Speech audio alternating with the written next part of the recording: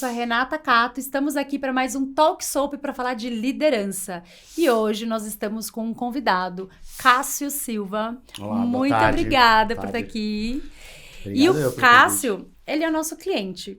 Ele é nosso parceiro. E ele é aquela pessoa que a gente adora chamar. Para quê? Para nos ajudar a entender como é o caminho da soap, né? A gente tá com um produto novo. Cássio, vem aqui, dá opinião, ajuda a gente a entender. Palpiteiro. Mas que faz muito sentido. A gente gosta muito. Ele sempre traz várias contribuições que realmente fazem toda a diferença. E por isso que a gente falou, vamos ouvi-lo de forma integral, falando sobre um assunto que pra gente é tão importante. Então, é uma honra e eu agradeço muito a sua disponibilidade de estar aqui com a gente. Eu que agradeço. Foi realmente surpreendente o convite. E é uma experiência bacana. Primeira vez que eu faço um podcast. Tá sendo bem legal. Também é minha primeira vez, viu? Então, Tamo junto. Tamo junto e é legal. Eu falo assim, esse microfone parece que a gente é até importante aqui, né? De falar, nossa, ó, tenho o que falar aqui. Eu vou começar de jeito super leve, assim, pra gente entender quem é o Cássio Silva. A gente tem um quadro que fala, quem é você no Instagram? Eu não sei se você usa as redes sociais, mas pra gente entender quais são suas paixões, quais são seus hobbies, o que você gosta de fazer, quem é Cássio Silva sem ser no trabalho? Legal. Eu até tenho Insta, Face, tenho usado pouco. Já usei mais, já fui mais ativo. Mas quem é o Cássio? O Cássio, antes de mais nada, é filho do seu Reinaldo e da Dona Maria do Carmo. Os dois são professores. Foram meus professores na escola. Eu tive aula com meus pais. Foi uma situação bem, eu diria assim... Sui generis, né? Era legal você levantar a mão na sala, fazer uma pergunta e falar pai, mãe, né, e tal. Tenho um irmão mais novo, o Gustavo, que é jornalista, tá bem familiarizado com o microfone, essas coisas e tal.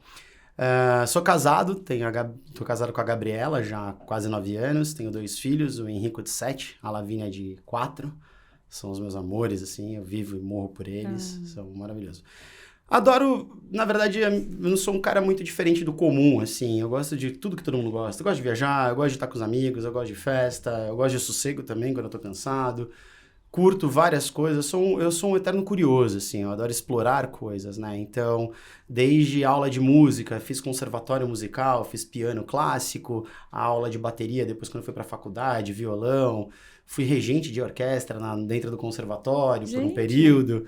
E coisas assim, fiz aula de astronomia, já joguei basquete, já lutei judô, então quer dizer, um pouco de tudo na vida a gente, né, que tá disponível, meus pais sempre incentivaram muito, eu já fiz. E hoje eu sou uma pessoa que vive basicamente para as crianças, né, o Henrique e a Lavínia tomam bastante tempo, são o meu foco, são o meu propósito de vida hoje, eu falo para todo mundo, meu propósito de vida hoje é ser o melhor pai que eu puder ser para eles dois, né, e fazer deles pessoas do bem, pessoas que cuidem de pessoas, enfim. Então, esse sou eu no Instagram, assim. É um pouco polêmico, de vez em quando eu causo umas polêmicas aí, por uma questão de uma opinião mais forte e tal, mas em linhas gerais é isso. Legal. Nossa, é muito curioso, né? E eu tô percebendo, né? Eu tô conversando com vários líderes aqui, e uma característica que eu tô vendo muito em comum é a curiosidade. Que eu acho que o líder, como a gente tem falado, ele não é um cargo, o líder é um espírito. Eu acho que essa curiosidade vai movendo a gente pra gente ter mais informações sobre tudo e a gente conseguir, às vezes, tomar uma decisão, né? Às vezes a gente acha que precisa de uma formação específica para tomar uma decisão, mas ao contrário disso, a gente precisa ter um leque de conhecimento, de coisas que vão nos ajudando a criar alguma opinião, alguma outra coisa fora da nossa bolha ali que a gente fica, né? Muito legal, assim, você falando, você olha assim, você fala, nossa, conservatório, música, regente, meu Deus, quanta coisa curiosa, né? Então, você falou assim, eu sou dentro do comum, não sei se isso é tão comum das pessoas. Não, eu digo do comum porque grande parte das pessoas gosta de viajar, grande parte das pessoas gosta de ir a um cinema, de ir a uma festa, né? Então, assim, isso não muda muito de pessoa para pessoa. Quanto ao que você falou da curiosidade, eu digo muito isso para as pessoas de uma maneira geral, né? Faz parte do processo criativo, você precisa ter repertório, né? Criatividade é você juntar ideias, né? Você juntar coisas que podem parecer distantes e que de repente fazem todo sentido, né? As invenções disruptivas são assim, desde que o mundo é mundo. E aí eu acho que é interessante não só a curiosidade, mas a busca pelo repertório, né? E a busca pelo repertório passa também de consumir aquilo que você não gosta, né? De você olhar para aquele estilo musical, putz, eu não tô tão acostumado, eu não gosto. Não gosto de funk, mas ouça, consuma. Eu não gosto de clássico, ouça, consuma, para você ter repertório, porque é isso que te ajuda, que te dá base, né? Eu falo também conhecimento em T, né? Eu falo, você tem uma base sólida, um conhecimento profundo naquilo que você acha que tem que ter, mas é importante ter um conhecimento um pouco mais raso de vários assuntos para equilibrar esse T, né? Então, acho importante ter curiosidade e correr atrás de coisas diversas e tal, é bem legal. Não, eu super me identifico com isso, assim, gosto, acho muito legal. E no LinkedIn, quem é você, qual é a sua carreira, o que você se formou, conta pra gente. No LinkedIn, eu sou farmacêutico, formado pela Unesp de Araraquara, eu já tenho aí 20 anos de formado, 20? Nossa, como eu tô velho. São 20 anos já de formado. As contas a gente pula. A minha carreira sempre foi mais voltada para a indústria farmacêutica, muito embora, né, no final da faculdade eu tenha tido uma oportunidade de fazer um estágio fora do país. Eu morei um período curto de tempo, 4, 5 meses na Espanha, fiz um estágio muito legal. E depois disso, eu fiz em toxicologia, fui trabalhar com droga de abuso em cabelo. Né? Umas coisas assim que hoje eu nem uso mais. Mas foi muito interessante, para repertório foi muito legal. De lá para cá, a minha vida começou, eu passei por uma farmácia de bairro, eu era o farmacêutico responsável, meu primeiro emprego no Brasil foi esse, um farmacêutico de bairro, atendia pessoas, e ali eu comecei a entender o papel do farmacêutico como profissional da saúde, cuidar de pessoas, né? Então, eu era o farmacêutico que pegava a moto e ia aplicar injeção nas pessoas na casa delas, idosas, ferir pressão, fazer essas coisas e tal. Depois eu acabei mudando para o mundo corporativo, e aí eu trabalhei na área de qualidade por um tempo, depois eu migrei para a área de produção, trabalhei muito tempo na produção, mudei de empresas até que eu caí numa associação de indústria que foi o meu primeiro contato com a área com a qual eu trabalho hoje mais fortemente, que é regulatórios, né? Então também essa curiosidade por diferentes áreas dentro da indústria farmacêutica foi uma coisa que me chamou muita atenção, foi uma coisa que sempre me motivou. E também a coisa de fugir um pouco daquele básico, sabe? Você se formou em farmácia, vai trabalhar ou em laboratório ou em indústria. De repente eu me vi trabalhando numa associação. E foi muito legal, foi um trabalho muito bacana. De lá pra cá, eu construí minha carreira praticamente toda. Hoje eu tô na Galderma, já tenho aí quase 2 anos e meio na Galderma. Sou o gestor da área de assuntos regulatórios e de informações científicas. Tenho uma equipe de 6 pessoas, uma equipe bem interessante, bem diversa, no sentido de não só de gênero, mas assim, de várias coisas, sabe? De origens, de culturas, de estilos de vida, de jeito de ser, de visão. É muito interessante, muito bacana. Então, isso fomenta muito, né? A criatividade, inovação, a rapidez na resolução de problemas. A gente teve um assunto aqui sobre diversidade e foi muito interessante. Como isso ajuda a empresa nos resultados, né? Em muitas coisas, muito legal. Repertório. Exatamente, repertório. Né? Ele tira você da sua bolha, causa uma outra perspectiva e você fala, nossa, nunca parei pra pensar nisso, que bacana. E eu acho que faz muito sentido. A gente precisa disso dentro das empresas, né? E no mundo, na verdade. Na vida, né? Na vida. E de bate-pronto, assim, né? Quando você pensa num líder que é referência pra você, que te inspira, quem que vem na sua cabeça? Tem um líder especificamente que eu gosto muito. Engraçado que quando eu olhava pra ele, há tempos atrás, quem é ele, né? Tele Santana. Eu sou São Paulino, gosto muito dele, foi um cara que trouxe muitas alegrias pro time. Mas o Tele Santana, no primeiro momento, quando eu era mais novo, eu olhava pra ele, eu admirava pelo fato de que ele conseguiu dar resultados, né? E a gente é criado, de uma maneira geral, a escola cria você muito focado no resultado, né? Hoje eu já questiono bastante algumas coisas, sabe? A nota, você tem que ter a nota, você tem que ter o resultado e tal, e eu acho que o caminho da criatividade, da construção do raciocínio lógico tá um pouco defasado nesse sentido, mas isso é uma outra conversa. O fato é que eu sempre olhei pro Tele nesse sentido. Depois que eu cresci, e até quando eu assumi uma posição de liderança, eu comecei a olhar um pouco mais e ouvir um pouco mais sobre ele, as histórias dele, né?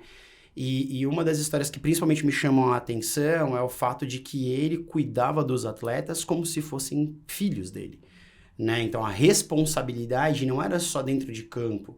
Então, é engraçado porque eu acho que foi o Pavão, se eu não me engano, que chegou um belo dia no clube, né? E o Denilson, que foi treinado por ele, inclusive no podcast dele, fala isso.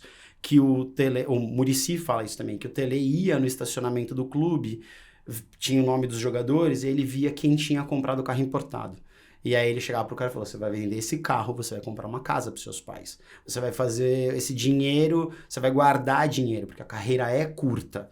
Então, esse cuidado, assim, não que eu vá arbitrar sobre as finanças da minha equipe, não é isso. Mas a mensagem que ele passa do cuidar da pessoa além do profissional, eu acho que é extremamente inspirador, sabe? Assim, você não separa a pessoa da profissão, é uma coisa só, né? Sim. Eu brinco que eu falo que no nosso trabalho a gente tem que ser muito como o Pelé. Eu não sei se você já viu as entrevistas do Pelé, mas o Pelé era assim, você tá perguntando isso pro Edson ou você tá perguntando pro Pelé? Ele separava muito, ele fazia questão de separar a vida pessoal do profissional. Eu acho que é muito difícil você fazer isso hoje, é muito pouco provável que você consiga fazer. Sim. E eu entendo, olhando assim pro Tele Santana, eu entendo que ele entendia muito bem isso e fazia muito bem esse trabalho de juntar as duas coisas, muito embora ele sabia, né, agora é a área do profissional, mas ele sabia e cuidava das pessoas. Esse cuidar das pessoas acho que é o papel fundamental do líder. Sim, e você falou um ponto que a gente também discutiu aqui em outro episódio, que eu acho que é muito relevante, assim, e fundamental. A gente tem que cuidar das relações, né? As relações são importantes. E uma pessoa, ela só vai também entregar para a empresa o que precisa se ela tá bem. E ela estar bem é muita coisa, né? Existem outras relações que ela tem com família, com amigos, às vezes com saúde, muitas coisas que acontecem na vida e a gente tem que ter esse olhar. E a gente falou muito sobre individualidade, né? Não tem como a gente pegar algo e falar, não, vamos fazer esse padrão. Não, cada ser humano tem uma peculiaridade, a gente tem que ter aquele olhar, aquele cuidado, entender como que a gente pode ajudar aquela pessoa a desenvolver para a gente conseguir manter a relação colaborador-empresa bem, a relação colaborador e gestor bem, a relação colaborador com outro colaborador, e a gente conseguir manter as relações, né? Fundamental. Eu não sabia dessa história do Tele Santana. É por isso que eu falei, né? Eu fiz a brincadeira antes de começar a gravar. Cássio, me lembra o goleiro, porque eu sou corintiana. Ele já fez uma cara, eu falei, não é corintiano ele, né? Já entendi agora. Meu filho é São Paulino Roxo, meu filho. Ele fez uma boa escolha. E, bom, vamos falar do tema aqui o tema principal aqui dessa conversa, que é o que te motiva a ser líder, né? Então, quando a gente pensa em liderança, vem muita coisa... Vem muitas coisas que a gente precisa pensar. E a maioria das pessoas também, às vezes, vem só uma camada, né? A liderança, normalmente, as pessoas associam a cargo, que eu não gosto de fazer essa associação, mas as pessoas fazem. E elas, às vezes, olham só as coisas boas, né? Foi lá o reconhecimento, ou ali tomou a frente, né, de falar alguma coisa em público, apresentar o resultado de uma equipe, as pessoas olham isso. Mas existem outras camadas.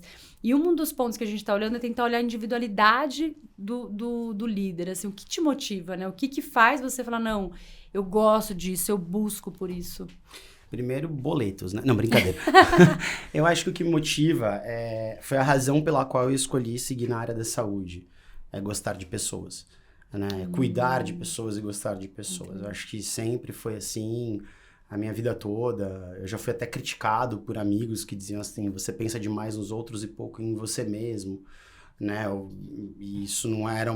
E muitas pessoas acham que isso é lindo, é maravilhoso, mas não necessariamente... Tudo depende da dosagem que você dá para isso. O que me motiva a ser líder hoje é efetivamente a questão não só de gostar das pessoas, mas é entender que você pode colaborar muito para a vida das pessoas, né? E eu falo assim, é óbvio que todo mundo que quer ajudar pessoas tem aquela pretensão de, eu quero fazer o máximo possível pelo máximo possível de pessoas. Mas eu digo que se cada pessoa ajudasse uma outra pessoa no mundo, né? Você já teria uma diminuição muito grande de problemas que você tem, mazelas que tem por N razões, né? E eu acho que essa ajuda passa por várias coisas, não é uma questão só financeira, né? Influenciar. Então, eu digo muito isso. Você falou da questão da posição, né? Para mim, liderança não tem a ver com posição. Para mim, liderança tem a ver com postura. Né? Porque você não precisa ser chefe de ninguém para ser líder de ninguém. Liderar por influência, por exemplo, é uma coisa que cada vez mais faz sentido. Na minha posição anterior, antes de eu entrar na Galderma, eu era gerente de ninguém. Eu não tinha equipe. E a minha função era liderar líderes, era gerenciar e influenciar projetos, mas principalmente como é que eu fazia para que pessoas que tinham posições acima de mim, posições laterais também, como é que essas pessoas seguiriam aquilo que eu estava dizendo que faria sentido ou que era importante que fosse feito e mostrar o interesse. Então, eu acredito muito que liderança é muito mais uma questão de postura, né? E essa postura passa por outras coisas, como, por exemplo, você se entender vulnerável.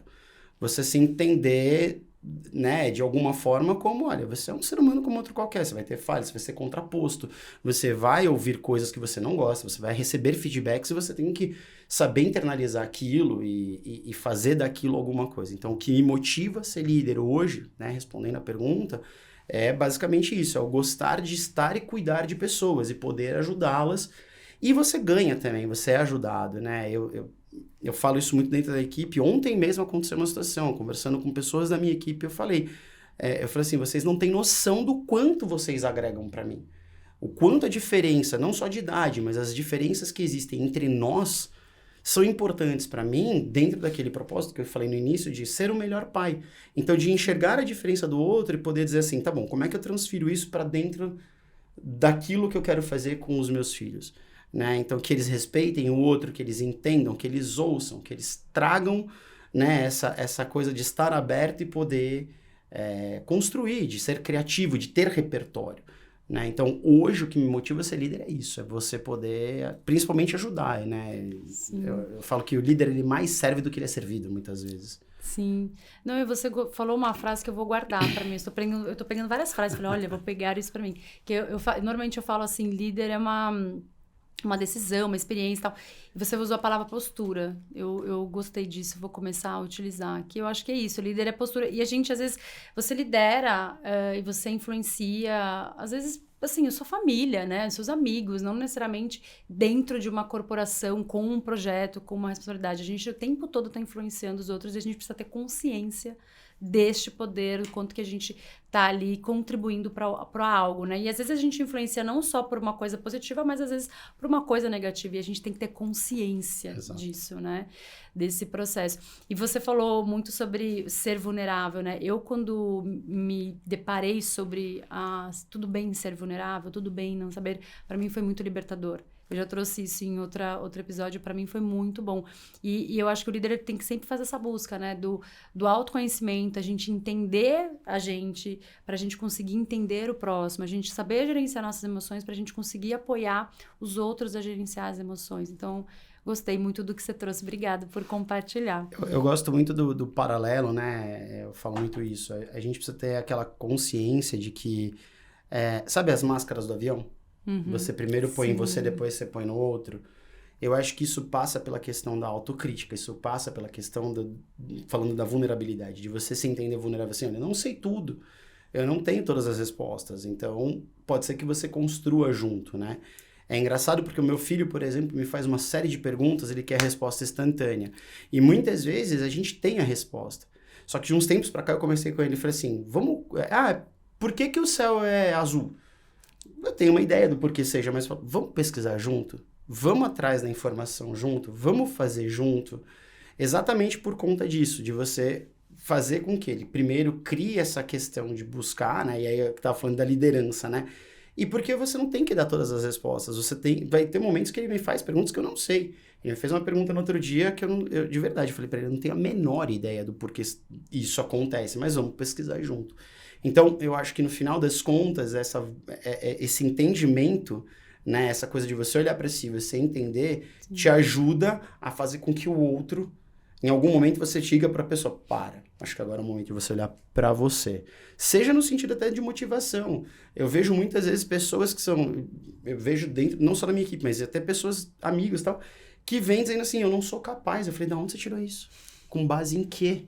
Eu tô dizendo pra você, vai lá. E eu já vivenciei situações onde, assim, a gente acredita... Eu tenho uma pessoa na equipe que eu acredito muito mais no potencial do que ela mesma no potencial dela. Então, é importante que, de alguma forma, a gente diga, olha, você é capaz, vai lá e faz. E se der errado, tudo bem. O que tá importando é o caminho, né? Lógico que você não vai errar irresponsavelmente, as coisas são controladas, né? Não é esse romantismo todo. Mas eu acho que é importante, sabe? Tão importante quanto o resultado, mais importante ainda é o caminho. Sim, E como você vai colaborando com as pessoas para que elas cheguem lá. E engraçado que as pessoas acham que liderança, muita gente fala assim, eu não nasci para isso. Eu não tenho essa habilidade e tal. E eu tô fazendo MBA e tem um professor que chama Marshall, eu acho que eu vou falar certo, vamos ver se eu consigo. Mas acho que é Marshall Goldsmith, que ele fala que a liderança é uma habilidade que ela pode, sim, ser aprendida. Eu posso treinar a minha postura de líder, assim, não necessariamente, tipo, não, eu não nasci pra isso. Eu já ouvi muita gente falar sobre isso pra mim, que, eu admiro, mas eu não consigo. Quem disse, né? Vamos lá, quais são as habilidades que você acha que você precisa desenvolver para criar essa postura de líder? Agora eu vou ficar usando a postura até... Eu sinto um pouco, às vezes, que as pessoas têm a maneira como as coisas são, pelo menos chegam para mim, isso é uma visão muito pessoal, mas eu já me vi muitas vezes conversando com as pessoas e acho que as pessoas não acreditam, o problema todo está na responsabilidade, né? O assumir a responsabilidade, elas entendem assim, a partir do momento que elas entendem que elas têm responsabilidade sobre o outro, elas acham que elas não são capazes de lidar com o bom e com o ruim. Então, esse é o grande X da questão. E aí eu falo, isso muda muito quando você vira pai ou vira mãe, né? E é muito interessante, porque muitas vezes você conversa com pessoas que são excelentes pais, mas eles não querem ser, além de pais, eles não querem ser líderes, porque eles falam, a responsabilidade de ser... De ser líder de alguém, né? No caso do pai, assim, ser um pai e uma mãe, já é suficiente, eu não preciso de mais. Mas elas não veem a capacidade que elas têm de talvez ajudar as outras pessoas, até pelo fato de elas serem bons pais ou boas mães, entende? Sim. Não sei se estou me fazendo muito claro. Mas não, em linhas gerais eu entendo muito isso, assim, as pessoas querem muito filé mignon, o status, mas sem o osso que é a responsabilidade, né? Exatamente. Eu falo muito isso para minha equipe. Estar na posição que eu estou hoje, né? Não é ser, é estar. Né? Essa é uma leitura que eu falo, isso veio do verbo to be, né, no inglês, que lá é ser e estar é a mesma coisa, em português elas não são, né, e aí as rotulagens, é uma discussão que vai muito longe de rotular pessoas, fulano não, ele está. Mas assim, estar líder hoje, estar numa posição de gerência não é mais sobre mim, é sobre os outros, como eu vejo, então qual é a necessidade daquela pessoa, o que ela sente, o que está faltando para ela, como é que eu posso prover isso para ela, como é que eu posso dar isso para ela e fazer com que ela se desenvolva e cresça e tal. É claro que depende dela muita coisa também, né? Então, assim, às vezes a pessoa, eu queria aprender inglês. Tá bom, inglês, desde o inglês, mas não é só o inglês, é tudo, sabe? Então, já aconteceu situações comigo em que a pessoa tava falando, olha, não tenho a menor condição, eu tô com uma avó doente, muito doente, preciso da atenção, eu não consigo. Vai lá, eu prefiro que você passe uma semana fora e volte 100% do que você ficar tentando fazer 5% durante toda a semana, que vai dar 10%, 15% no final. Sim. Entendeu? Ninguém ganha com isso. Então, essa responsabilidade, assim, é claro que isso vai ter um pênalti, é claro que isso vai onerar alguém, é claro que você vai ter que saber com o que você tá lidando, tal, não sei o quê, e tudo bem, mas é essa responsabilidade. Às vezes eu sinto muito isso, sabe? Eu quero estar ali, mas eu não quero ter que lidar com isso, com a parte difícil, a parte feia da coisa, né? Sim. E até a parte de demitir pessoas. Exatamente, que é super difícil, né? E, não, é muito interessante o que você trouxe aqui. Eu queria te provocar, não sei se você vai saber ou não, mas você lembra o momento que você decidiu ser líder, assim, de falar, nossa, quero pegar essa responsabilidade, e eu acho que você falou isso, da responsabilidade é um fator muito importante. É entender ter a consciência e ter a responsabilidade do poder que existe, a influência, a liderança. Você lembra quando você falou, me identifico? Na verdade, essa coisa de influência e liderança já vem muito antes da vida profissional, na verdade, né? Os meus pais são professores que participaram muito de luta sindical e coisas do gênero. Eu sempre vi eles... Meu pai chegou a fazer parte do sindicato dos professores aqui em São Paulo. Minha mãe também chegou agora, tá no sindicato de Campinas, eles moram em Campinas e tal. Mas eu acho que o momento chave foi mais na faculdade, assim. Eu sempre fui o cara que puxava o pessoal para fazer as coisas. Vamos para uma festa, vamos para uma balada, eu ligava para todo mundo, organizava e fazia. Mas eu acho que o grande ponto foi na faculdade, que eu fui provocado por um cara que era meu veterano, numa das discussões que tinha lá, nem lembro exatamente o que era, e aí eu levantei a mão, fiz uma pergunta e depois eu fiz uma colocação. E foi interessante porque naquele dia ele chegou, veio até mim, sentou do meu lado, o nome dele é Fábio Perazzo. Ele sentou do meu lado e falou assim, eu queria conversar com você. E ele falou, você já pensou em entrar pro centro acadêmico? Você já pensou em participar e tal, não sei o que, né? Vamos conversar, vamos trocar uma ideia. E dali pra frente comecei a participar e meio que naturalmente a coisa começou a caminhar. Então, num primeiro momento, eu virei representante dos alunos junto ao conselho de curso. Depois e aí começa aquela coisa de você defender a opinião da maioria que nem sempre é a sua, né? Então, volta na questão da divergência, volta na questão de, putz, qual é o seu papel, qual é a sua responsabilidade. Depois eu acabei entrando para uma chapa, eu era vice-presidente, o presidente saiu no meio do caminho, eu virei presidente. Num período que houve uma greve de professores, a gente ficou quase 90 dias sem aula, e aí tinha uma série de interesses com os quais tinha que lidar, enfim. E ali eu fui vendo que era legal e que você podia, mas assim, ainda não era muito claro a responsabilidade sobre as pessoas. Ali era muito mais a luta pelo propósito, pelo ideal, aquela coisa muito romântica, né, e tal, estamos fazendo pela maioria, não sei o quê. Mas eu não entendia, por exemplo, que às vezes um posicionamento mais agressivo meu machucava alguém, né? Então, não é a luta a qualquer preço. E aí a gente vai ficando mais velho, vai tendo um pouco mais de maturidade e entende que tão importante quanto o que é a forma como você faz as coisas, né? Sim. Ainda não sou o melhor do mundo para isso, ainda de vez em quando dou umas patadas daqui de lá, umas escorregadas, mas enfim, parte do autoconhecimento. Então, eu acho que o clique veio na época da faculdade, sabe? No momento em que, de fato, eu comecei a participar mais da vida acadêmica, de fato, eu comecei a participar mais do movimento estudantil, e aí a coisa veio que naturalmente foi indo e tal. Na carreira, foi meio que natural, né? E veio mais ou menos isso. Mas eu também já era o cara que influenciava e liderava, mesmo não sendo chefe, né? Então, eu me lembro que num dos projetos, quando eu trabalhei num período na Eurofarm, pode falar o nome da empresa, né? Pode. Eu trabalhei na Eurofarm uma época e um dos projetos que eu participei era de organização da área para a qual fui contratada, né? Para a área de logística. E foi um projeto que eu tive que influenciar o terceiro que prestava serviço e o chefe de uma outra área além da minha chefe. A minha chefe entendia, mas então eu tinha que trazer para as pessoas quais eram os motivos, quais eram as razões, quais eram os resultados esperados e tal. E eu era só um analista. No fim acabou dando certo, no fim acabou funcionando e isso me alavancou para uma série de outras coisas na carreira, né, dentro da própria Eurofarm. Então, eu acho que... E tudo isso eu trouxe da época da faculdade, sabe? Dessa questão do protagonismo, enfim. E você tá falando, eu tô tentando conectar muito com o que você falou da postura. Porque eu fiz teatro e fiz faculdade.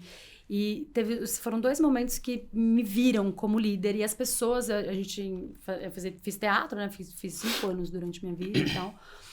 E aí a gente tinha um grupo e eles me selecionaram, você vai ser a diretora. E eu fiz rádio e TV. E a classe inteira tinha que fazer um programa ao vivo. E eles selecionaram, você vai ser a diretora.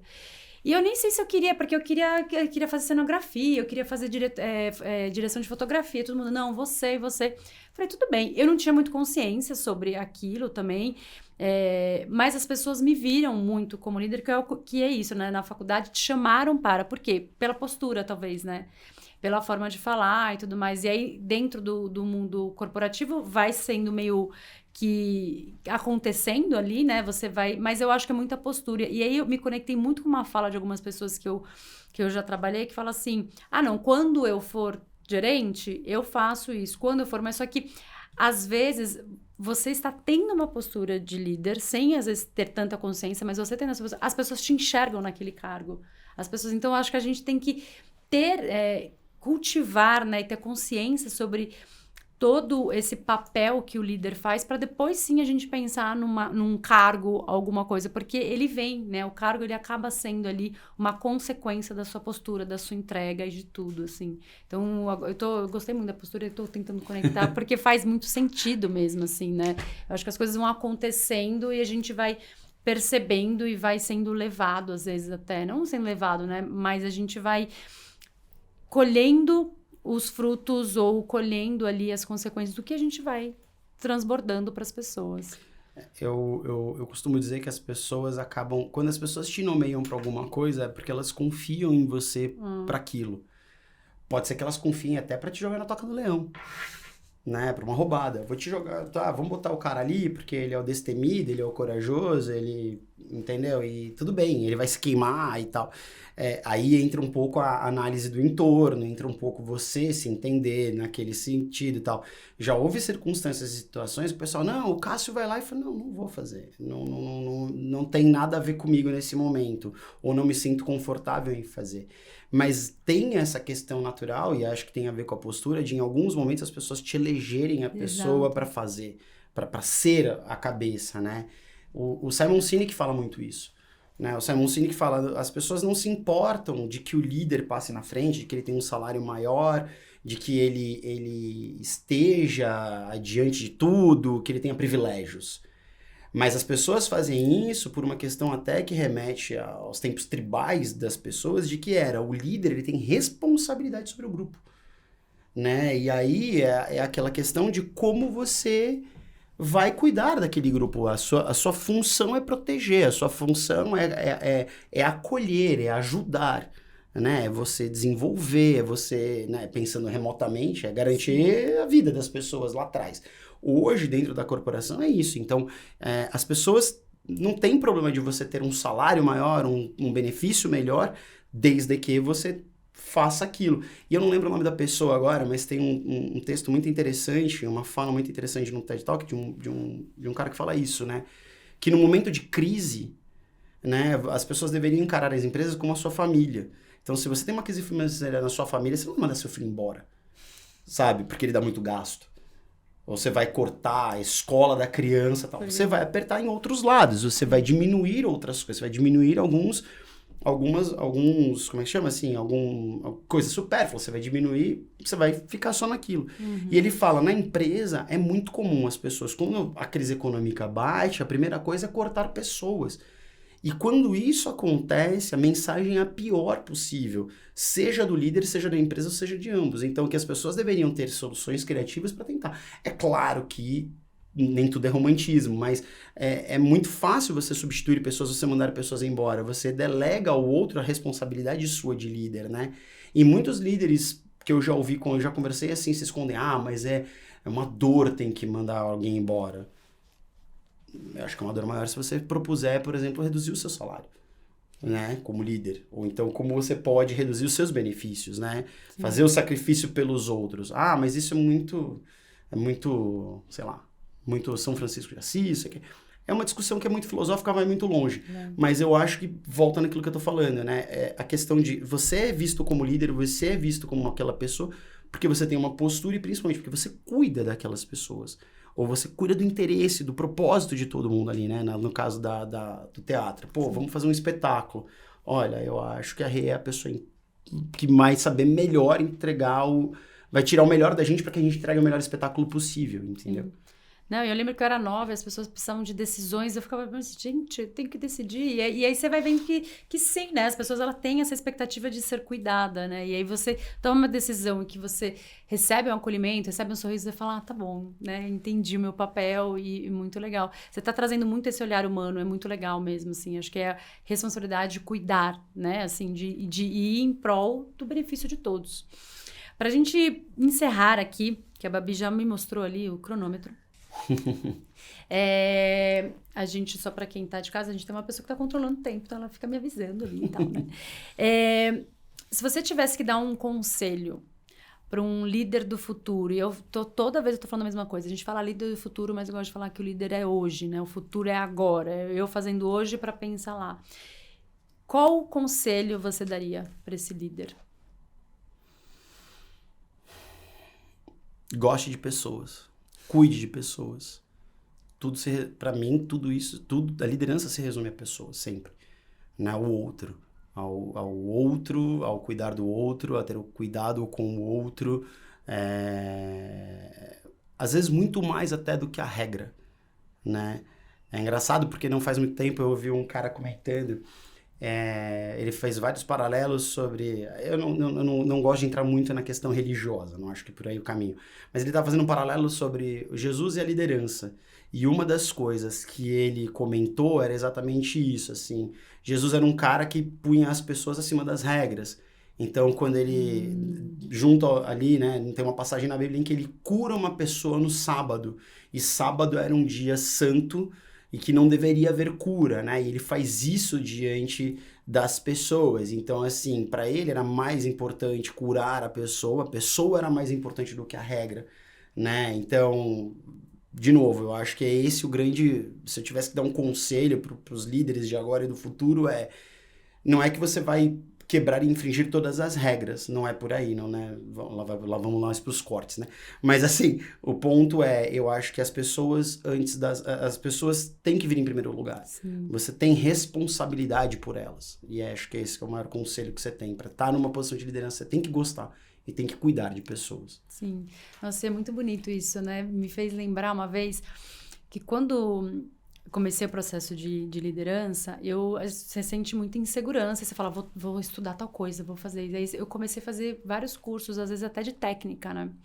E aí, nesses processos, eu sou uma pessoa que eu peço muito feedback, né? Então, às vezes, eu mando assim, eu falo, o que você acha, tal, o que aconteceu? E eu faço vários cursos e todos os cursos normalmente pedem pra gente pedir uns feedbacks. E o penúltimo, na verdade, que eu pedi para as pessoas que eu liderava, falava qual foi o momento que eu te impactei, o que aconteceu e tudo mais. Todas as pessoas me responderam sobre acolhimento humano. Ninguém me falou, o dia que você fez a planilha incrível, o dia que você trouxe a solução da técnica, do processo, ninguém me trouxe nada técnico. E eu tava esperando, eu falei, será que agora que todos os meus estudos, talvez alguém notou algo? E não, foram todos de acolhimento, assim. E é isso, é gostar de pessoas, é cuidar, né, é ser humano. Na outra conversa a gente já falou sobre isso.